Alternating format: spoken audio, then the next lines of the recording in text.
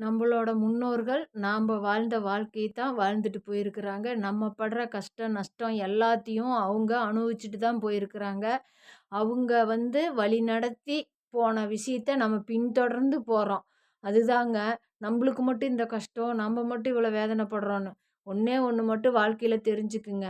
பாட்டன், முப்பாட்டன் சொத்து சுகம் சேர்த்தி வச்சவங்க எல்லாருமே அந்த பிறக்கிற தலைமுறையா வர்ற குழந்தைங்க ஏதோ கஷ்டப்படாம வாழ்ந்துட்டு போறாங்க. நம்ம பாட்டன், முப்பாட்டன் சொத்து சுகம் சேர்த்தாத அ இ மீடியமா இருந்தா, அவங்களோட குழந்தைங்க பிறக்கிற தலைமுறை வர்றது கொஞ்சம் கஷ்டப்படுது. அதுதான ஒழிஞ்சு, கடவுள் நியமிச்சபடி நம்ம வாழ்ந்து தான் ஆகணும். நம்ம பிறக்கறதுக்கு முன்னாடியே எழுதி வைத்த விதிகள். எப்பேர்ப்பட்ட சொத்தா இருந்தாலும் 3 தலைமுறை, 2 தலைமுறை சேர்த்தி வச்சிருக்கிறத அழிக்கிறதுக்கும் ஒரு சக்தி கடவுள் உருவாக்கும். அதே வந்து இ அ சொத்து சுகம் இல்லாத ஒருத்தன கொண்டுட்டு போய் சொத்து சுகத்தோட கொண்டு சேர்த்துற சக்தியும் கடவுளுக்கு இருக்கு. நம்ம இந்த ஒண்ண மட்டும் நெனச்சுக்கோணும். எனக்கு மட்டும் இந்த கவலை, எனக்கு மட்டும் இந்த குறை, எனக்கு மட்டும் இவ்வளவு. அந்த எனக்கு, எனக்கு, எனக்கு, எனக்குங்கிறத விட்டுறணும். நம்ம காலத்துக்கு முன்னாடி நம்ம பெற்றோர்கள் அவங்களுக்குன்னு சில விஷயங்கள் வாழ்ந்துட்டு, சொந்த பந்த உறவு முன்னாடியும் சரி, மத்த பக்க, அக்க உறவுகள் முன்னாடியும் சரி, நம்மள விட அவங்க கஷ்டத்த அனுபவிச்சுட்டு தான் போயிருப்பாங்க. கண்டிப்பா. நம்ம இப்ப வாழறப்பலாம் எவ்வளவோ நல்லா நாகரிகமா வாழ்ந்திருக்கிறோம், வாழ்றோம்.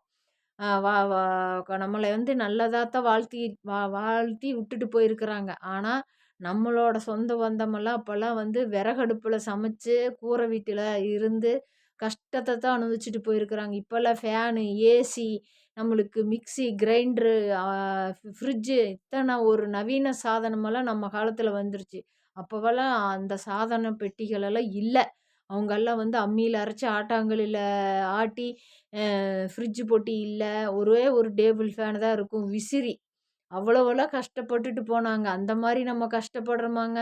ஒரு ஃபேன் எப்படி? ஃபேன் போடுறோம். ஃபேனுக்கு அப்புறம் ஏர் கூலர் வைக்கிறோம். ஏர் கூலருக்கு அப்புறம் ஏசி பண்ணுறோம்.